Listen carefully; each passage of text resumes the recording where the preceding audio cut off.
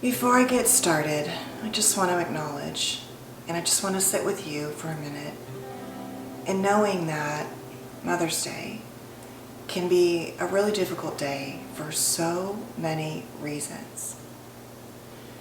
Before I get into today's topic, I also want to just say that not only can Mother's Day be hurtful from the perspective of your own mother and the role she played or didn't play, but that there's a range of feelings and triggers and responses on a day like today. From issues around maybe your infertility you're struggling with, to loss of someone that you care about, that either placed you in a mother role or that they were in a mother role and they're no longer here, to step-parents and stepmothers, whether they're wonderful and loving or it's a painful reminder, to mothers who are suffering with some kind of illness right now, where you are just feeling out of sorts, or maybe you are. It's just the range of wounds that we can carry on a day like today, and I just want you to know that you're not alone. Mother's Day is a sort of fabricated holiday in many regards, but being a mother, mothering, mother wounding, mother loss, mother longing are all just such significant experiences in our lives. And for so many of us, we can move past the pain and get into better places, but some days are just harder than others. So wherever you are today, I am truly sending you love and letting you know that while technically you are alone, you're not alone in your suffering or your longing or your desire. And I hope that whatever you decide to do today, that you try to go easy on yourself, that you set gentle expectations, that you feel free to say yes or no, even at the last minute if something feels like too much for you, that you ask for what you need or set boundaries or just do nothing but take care of yourself. The sad truth is that for so many mothers, especially in the child raising years, I think what many of them most want is to not be in mother mode. So even if everything else in your life is going pretty well, but you're just exhausted and you don't get to be alone or to do your own self-care today because you're busy loving on those people that love you and that you love, some days are like that. But maybe next Sunday you can find something to do for yourself. So, that being said, I wanted to talk about what I believe are 5 of the biggest lies that we believe when we have wounding, toxic, emotionally or otherwise unsafe mothers. Now, they've been sort of modified, a few of them, from this book, Mothers Who Can't Love. I've talked about this book a lot. I have a problem sometimes with the idea of, as she describes in this book, not her, the book, but this idea of, can somebody who suffers with something like narcissism or borderline, if it's untreated and you're on the receiving end, or significant emotional maturity, is that really love? And I don't know that it's my place to debate that. But I think to tell people that struggle with some form of mental difficulty that they're not, that they don't feel the love they feel isn't our place. I can tell you that loving acts don't look like certain behaviors and responses. And my own therapist has challenged me on, yes, but I would say, but I know she loves me. Is that really love? I don't know. That's not really for me to decide for you. I do know that love ideally should be safe, but it's such a complicated experience and word, and I think people that have mental difficulties, just like all of us, can have parts of themselves that are loving. And as you know, I've said in so many videos, I think that even with narcissistic mothers, as we think about these like completely, hardcore unloving beings, depending upon the degree of traits and things like that, it's certainly true for borderline, it's not always bad. And we can have these loving experiences. So I don't really know. But I will say that at the end of the day, if that is the love they give you, it's definitely not safe love. And maybe that's the rub, that love inherently should be safe. I don't know. I do know that we begin to internalize beliefs about who we are when we have an experience in childhood of really just insecure attachment on some level, where we didn't know what to expect. It was inconsistent. It was the source of safety. It was the source of fear. It was the source of danger. It was the source of neglect. It was the source of control, criticism, whatever it is. All of that deeply affects us.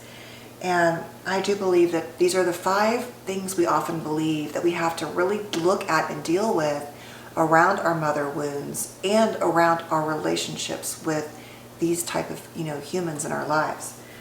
The first one is the lie that we believe as a result of a difficult childhood is that we are bad. You're bad. And bad means you are unlovable, you are unworthy, you will never be truly good inside. But the deep wound, and I've talked about this, I know so much, but it really is the core belief. And if you had said to me years ago, well, your core wound is you believe you're bad inside, I would have said, no, I don't. I don't believe that. But now I can look back and say that while that word felt really harsh, what I believed when push came to shove at the end of the day, in my marriage, in my parenting, and with my mom, with my dad, with workers or colleagues, employees, employers, is that there was, no matter what it came down to, I was unworthy in some way. And it didn't look like it from the outside. I may have looked incredibly confident. I wasn't in many cases. But the reason why I say that is that whenever I made a mistake or I messed something up, like I'm saying, or I didn't get it right, I did something wrong, that I thought was wrong, it always came back to me. I was the center because I probably did something wrong. Even though up here I would know it. So now I can say that I really don't feel that way anymore, but it's still a trigger. It's still a trigger, and I can go into that space really quickly if I make especially a mistake that I just, it's often around like work or parenting. It can be anything that I really hold in high regard. And if I'm not mindful, I can collapse into that. So the first lie is that you are bad.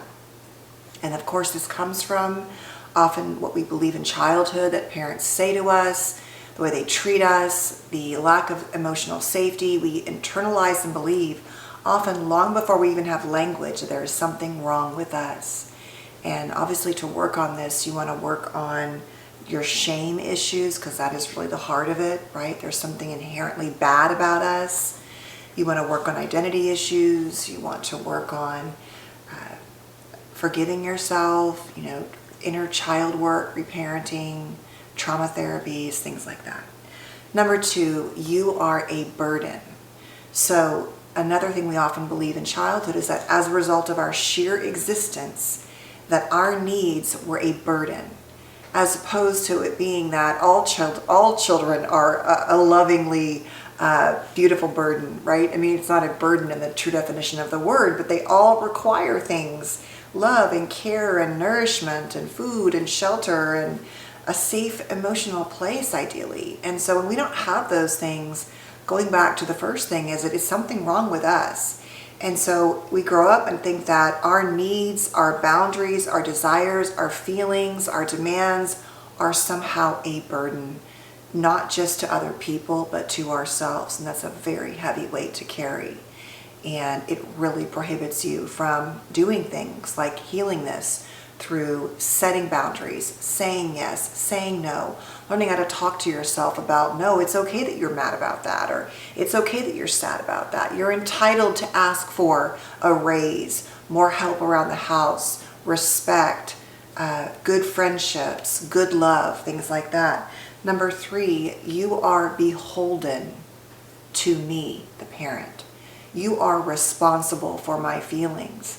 The deep wound of these parents for so many of us is that, in addition to it being about us and our fault, is that they needed us to make them feel whole, to emotionally regulate them, that there's something about us never being able to be fully free from them, that we are responsible. It will hurt them too much if we try to confront them.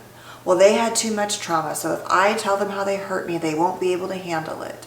Or they've actually created a real burden. Like they've become children. I'm not talking about aging parents who can't take care of themselves.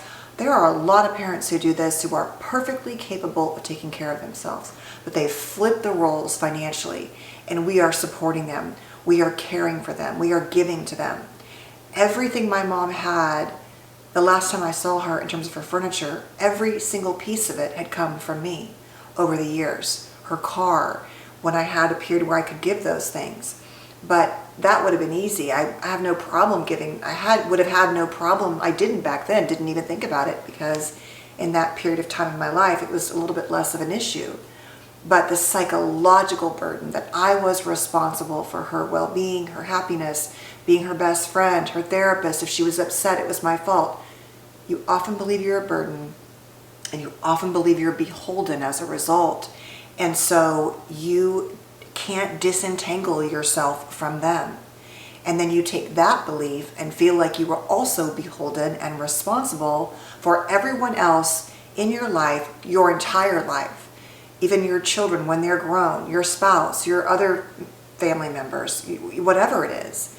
There's no healthy psychological separation for what belongs to you and what belongs to others. And as I said, that can spread into every area of your life. Number 4, you are bonded to these mothers. And the truth is, you're often trauma bonded. You're bonded and enmeshed or parentified or both in such a deep way that that bond is a sick bond. It's a bond of sickness and a bond of trauma. And what that really means is that because there are good things, you tolerate all the bad things.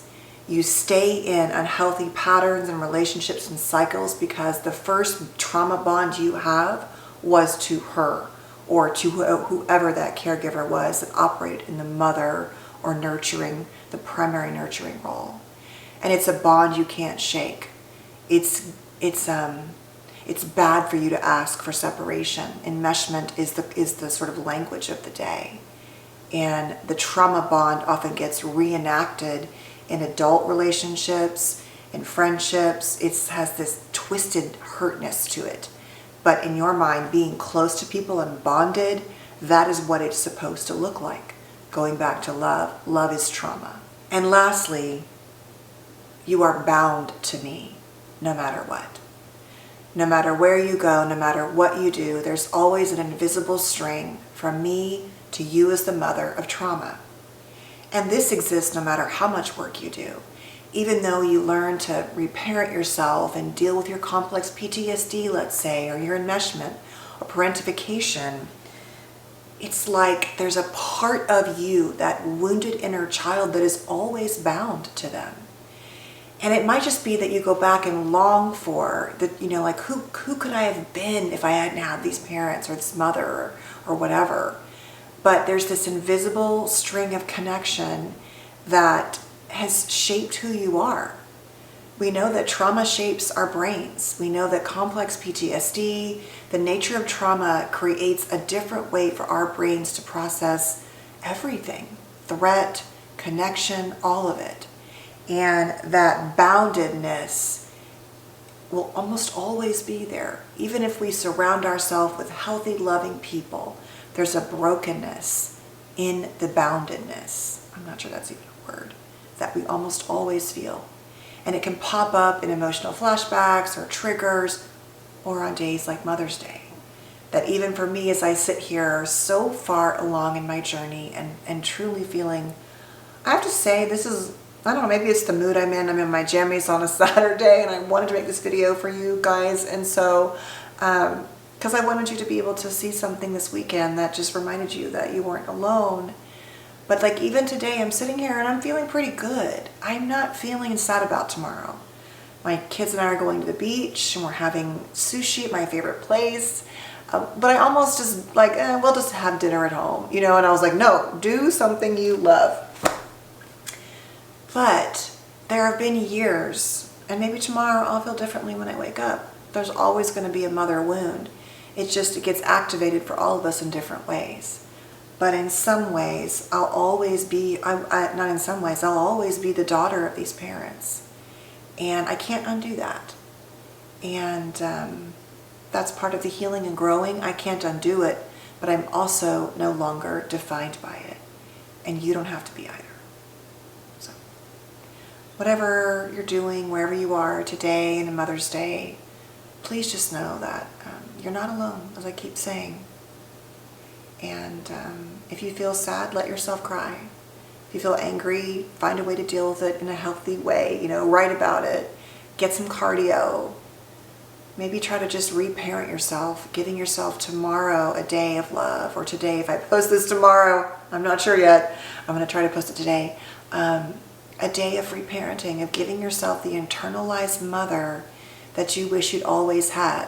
One that says, yes, sleep in, yes, give sushi, yes, take a walk, yes, do none of those things, and like I did this morning, have gummy bears and coffee for breakfast. Just wasn't in the mood for breakfast food, and then I had something later. But my point is, sometimes we parent ourselves really well and we indulge, and sometimes we have to be that firm, loving, boundary parent. But whatever it is, you get to do it for yourself, because there will never be another mother to come along and reparent you. It's up to you, and you can do it. So, thanks for being here. Please stay safe and well. I'll see you soon. Take care.